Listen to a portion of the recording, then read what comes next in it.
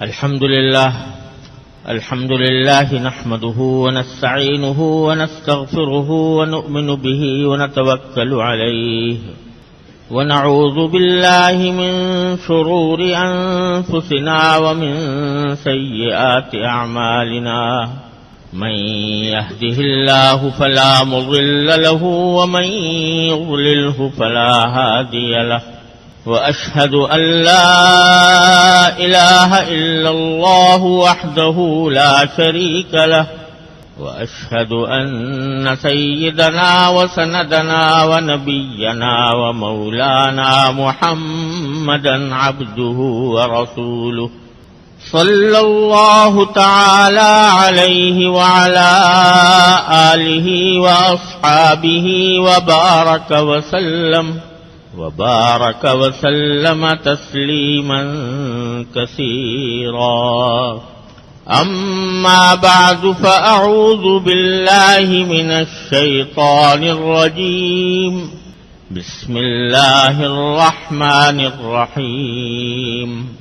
قل أعوذ برب الناس ملك الناس إله الناس من شر الوسواس الخناس الذي يوسوس في صدور الناس من الجنة والناس. آمنت بالله صدق الله مولانا العظيم وصدق رسوله النبي الكريم ونحن على ذلك من الشاهدين والشاكرين والحمد للہ رب العالمین. بزرگان محترم اور برادران عزیز، یہ قرآن کریم کی آخری سورت ہے جسے سورۃ الناس کہا جاتا ہے، جو میں نے ابھی آپ کے سامنے پڑھی، اور تقریباً ہر مسلمان کو یہ یاد ہوتی ہے، بکثرت نمازوں میں بھی پڑھی جاتی ہے. اس سے پہلے سورۃ الفلق ہے، قل اعوذ برب الفلق من شر ما خلق، اور پچھلے کچھ بیانات میں اس سورۃ الفلق کی بقدر ضرورت تفسیر آپ حضرات کی خدمت میں عرض کر چکا ہوں.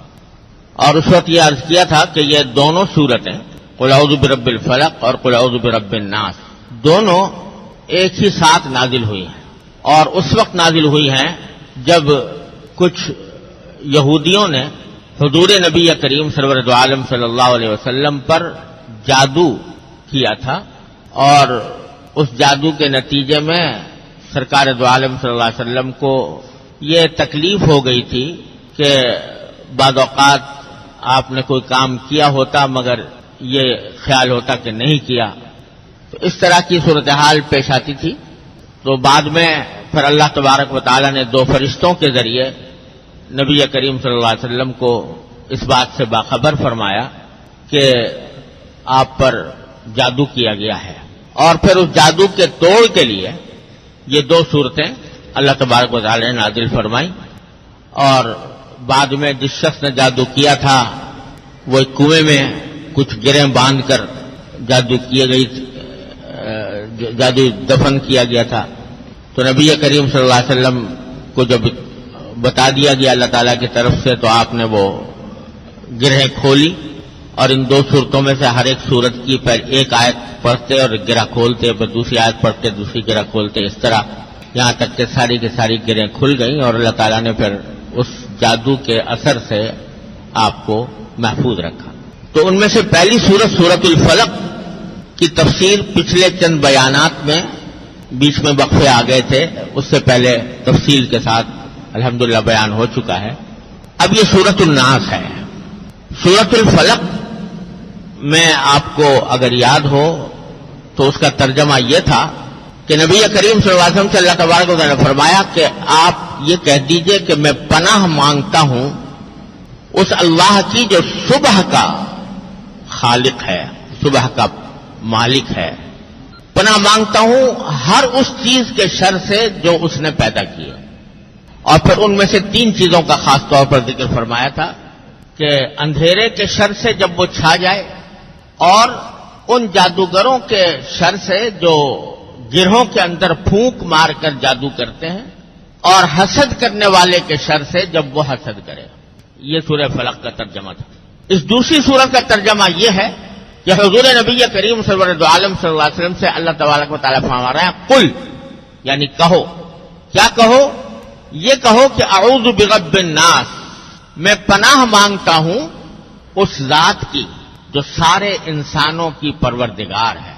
پناہ مانگتا ہوں اس ذات کی جو سارے انسانوں کی پروردگار ہے.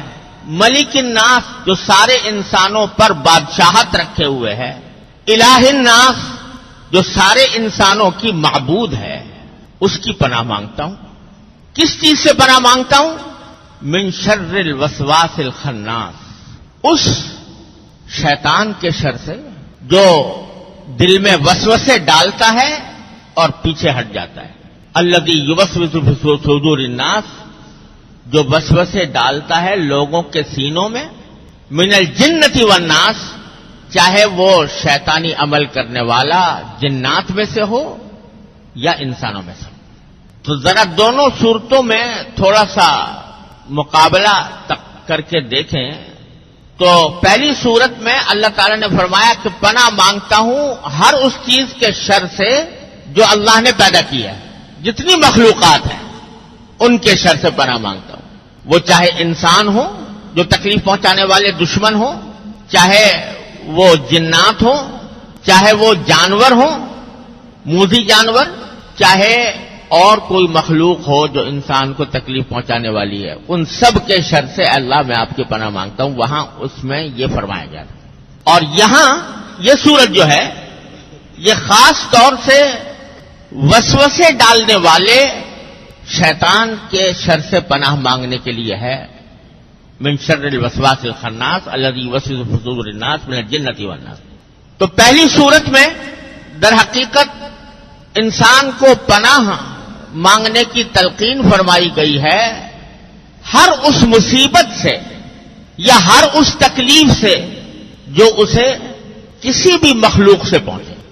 انسان دشمن ہے، مثلا کوئی دشمنی پر آمادہ ہے، تکلیف پہنچانا چاہتا ہے، حسد کرنے والا ہے، حسد کر رہا ہے اور حسد کی وجہ سے تکلیف پہنچا رہا ہے، یا اور کوئی اس کو دشمنی ہے جس کی وجہ سے وہ تکلیف پہنچانا چاہتا ہے، یا جانور ہے کوئی تکلیف پہنچانا چاہتا ہے، کوئی ڈاکو ہے، کوئی چور ہے، ان سب کے شر سے پناہ مانگی گئی ہے. تو اس میں در حقیقت پناہ مانگی گئی ہے ان مصیبتوں سے اور ان تکلیفوں سے جو انسان کے جسم کو پہنچ سکتی ہیں. اور یہ سورۃ الناس میں در حقیقت پناہ مانگی گئی ہے ان لوگوں کے شر سے جو دنیا میں تو چاہے نقصان کوئی خاص نہ پہنچائیں لیکن آخرت میں نقصان پہنچانے والے ہیں، کہ دل میں وسوسے ڈال کر انسان کو کفر میں مبتلا کر دیں، شرک میں مبتلا کر دیں، اللہ بچائے گناہوں میں مبتلا کر دیں، معصیتوں کا عادی بنا دیں. ان کے شر سے پناہ مانگی.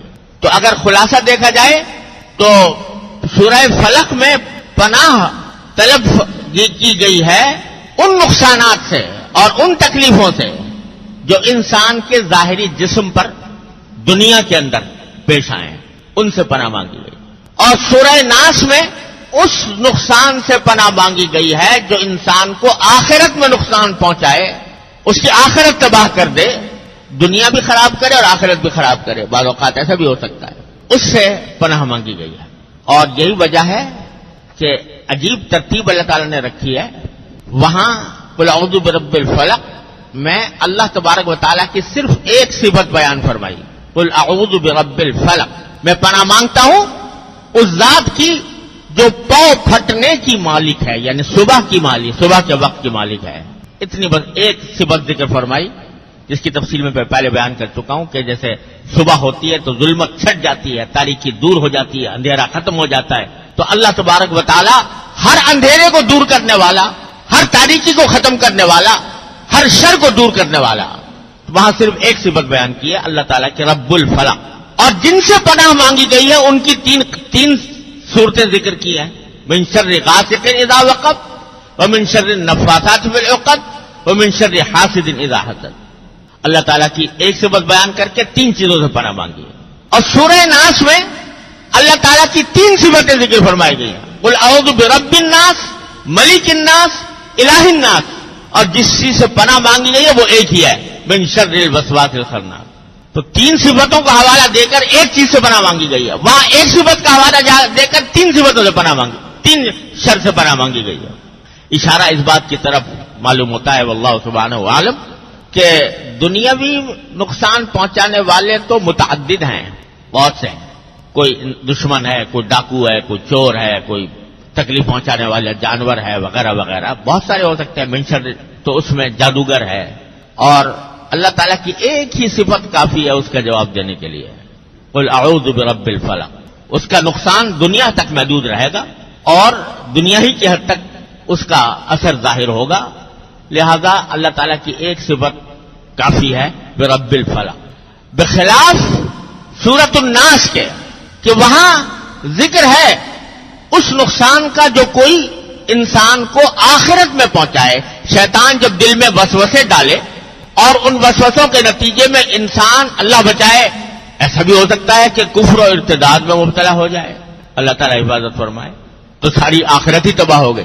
اور اگر کفر نہیں تو گناہ کا وسوسہ ڈال لے، یہ گناہ کر لو، یہ گناہ کر لو، یہ گناہ کر لو، اور انسان اس گناہ کی اس کے وسوسے کی تعمیر میں گناہ کر بیٹھے، تو چاہے پوری آخرت تباہ نہ ہو لیکن ایک بہت مدت تک اس کو جہنم کے عذاب کا سامنا کرنا پڑے گا.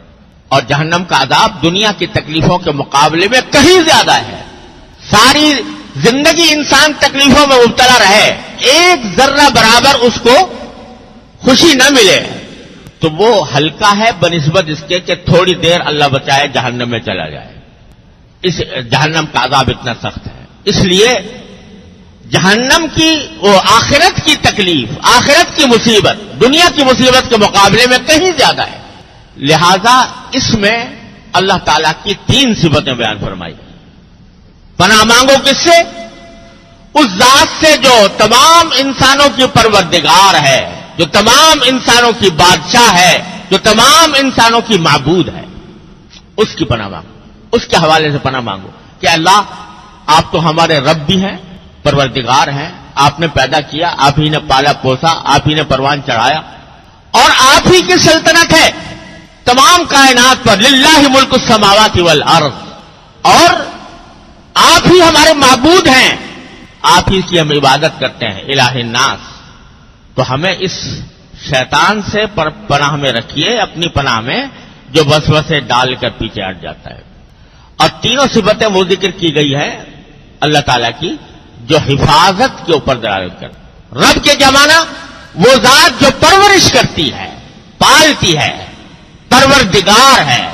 تو جب کوئی کسی کو پالتا ہے، جیسے ماں بچے کو پالتی ہے، باپ بچے کو پالتا ہے، تو اس کی حفاظت کرتا ہے، ہر دم اس کو اپنی آنکھ کے سائے میں رکھتا ہے کہ کہیں اس کو کوئی نقصان نہ پہنچ جائے. اسی طرح ملک الناس بادشاہ ہوتا ہے، اگر کوئی صحیح معنی میں بادشاہ ہو، صحیح معنی میں حکمران ہو، تو وہ اپنی رعیت کی حفاظت کرتا ہے، اس کی نگہداشت کرتا ہے کہ کوئی اس کو نقصان نہ پہنچ جائے.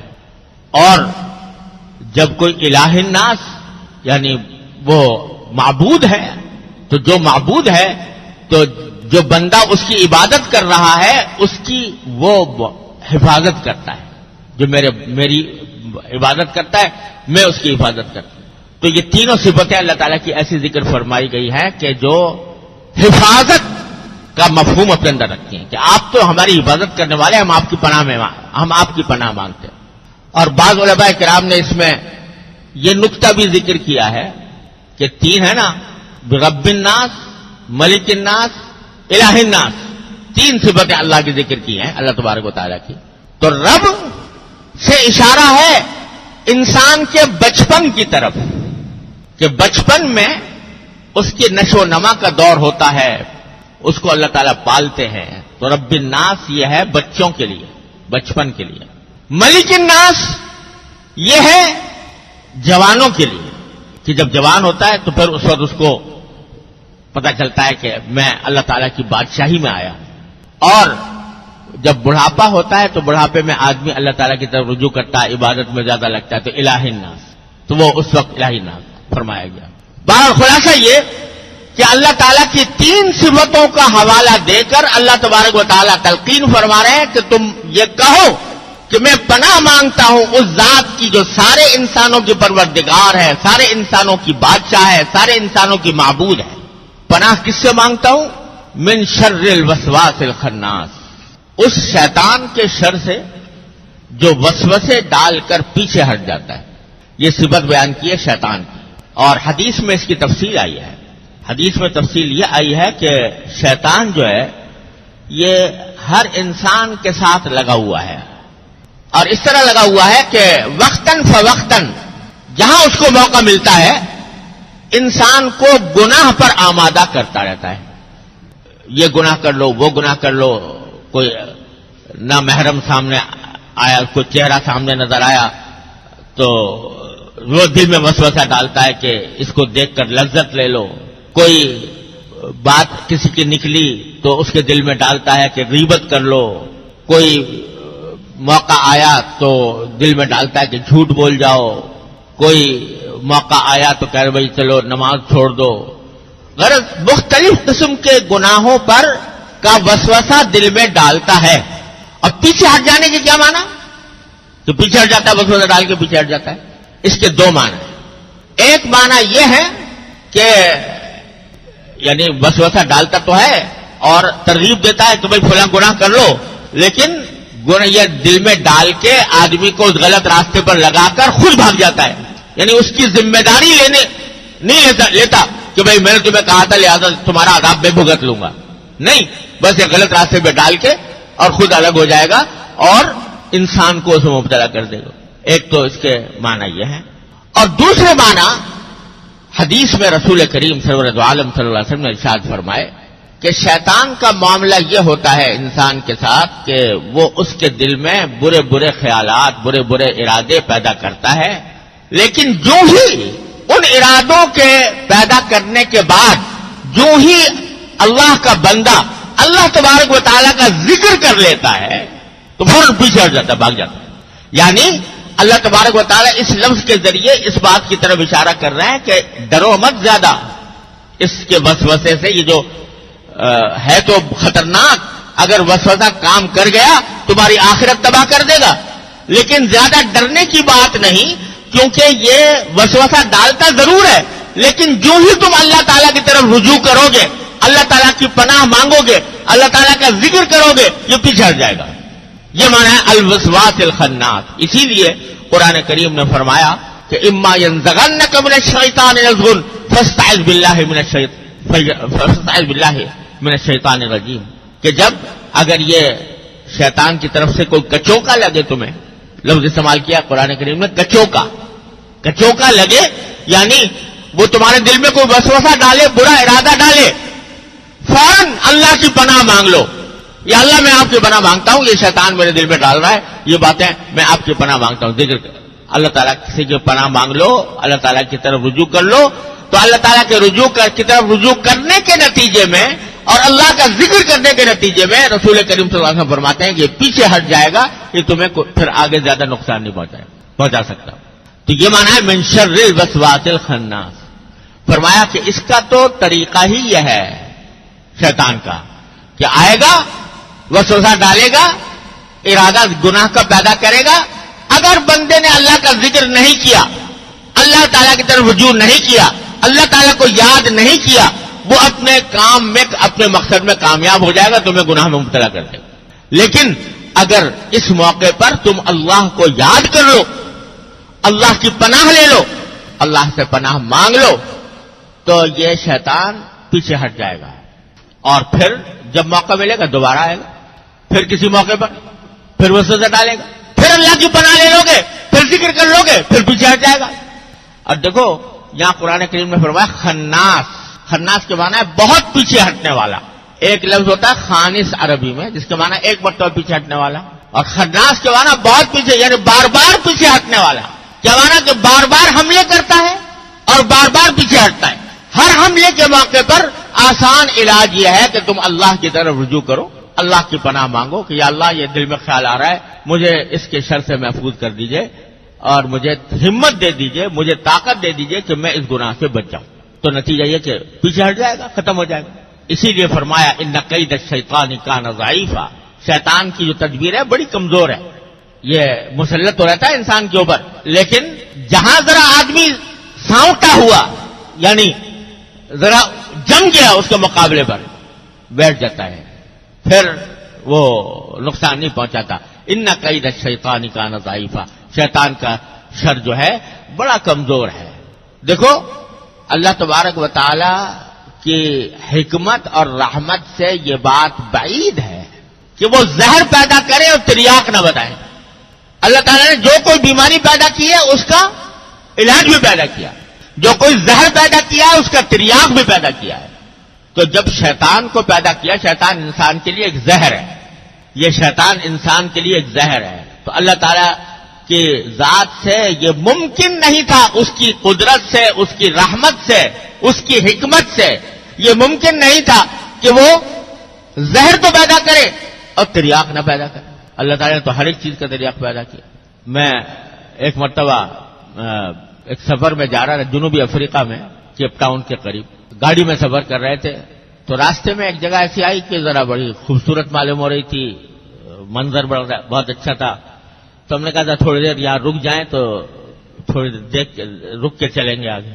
رکا تو قریب میں سامنے ایک درخت نظر آیا، ایک درخت، چھوٹا سا درخت تھا، جھاڑی جیسی، بڑی خوبصورت پتے اس کے، بہت خوبصورت، اور ایسے لگ رہا ہے جیسے مخمل کے کچھ پتے ہوتے ہیں اس طرح کے۔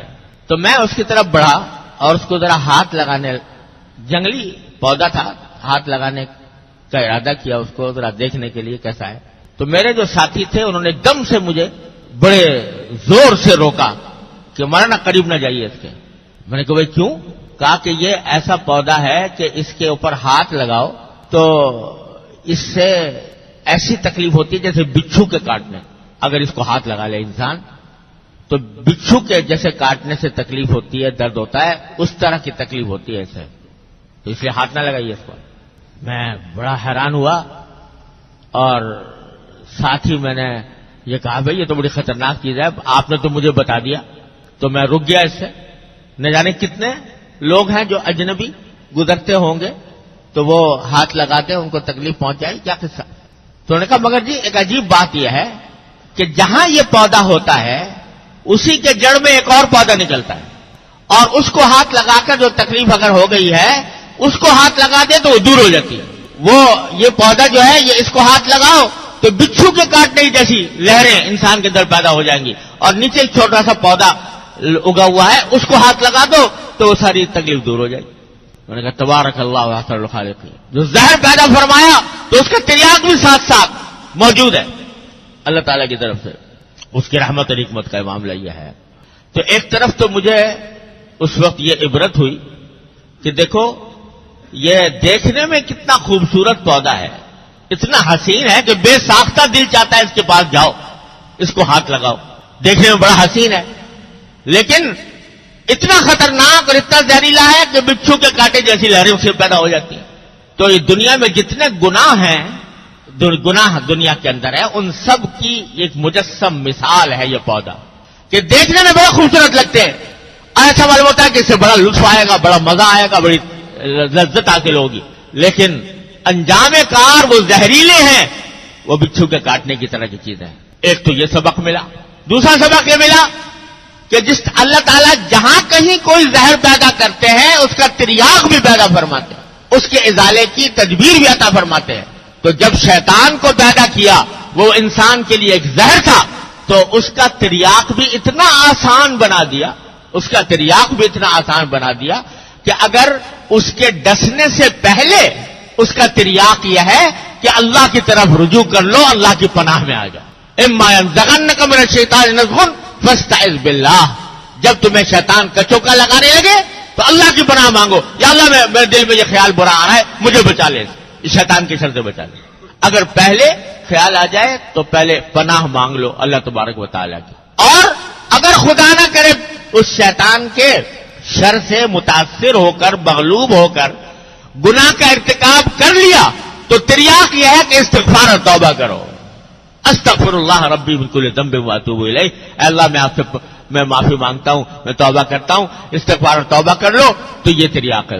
ایک طرف شیطان کا شر ہے اور ہے بڑا خطرناک، لیکن اللہ تبارک و تعالیٰ نے اس سے بچنے کا آسان طریقہ دونوں طرف رکھا ہوا ہے، دائیں بھی اور بائیں بھی، آگے بھی اور پیچھے بھی، کہ آگے یہ کہ پناہ مانگ لو اللہ تبارک و تعالیٰ کی، اور پیچھے یہ کہ اگر خدا نہ کرے مبتلا ہو ہی گئے تو پھر فوراً توبہ اور استغفار کر لو، التائب من الذنب کمن لا ذنب لہ، جو توبہ کر لے اللہ تبارک و تعالیٰ کے حضور گناہوں سے وہ ایسا ہو جاتا ہے جیسے کہ گناہ کیا ہی نہیں تھا۔ تو یہ ہے مفہوم قل اعوذ برب الناس ملک الناس الہ الناس من شر الوسواس الخناس، اس ظالم کے شر سے جو وسوسے ڈال کر پیچھے ہٹ جاتا ہے۔ اللہ تبارک و تعالیٰ اپنے فضل و کرم اپنی رحمت سے ہم سب کو اس کے شر سے محفوظ رکھے۔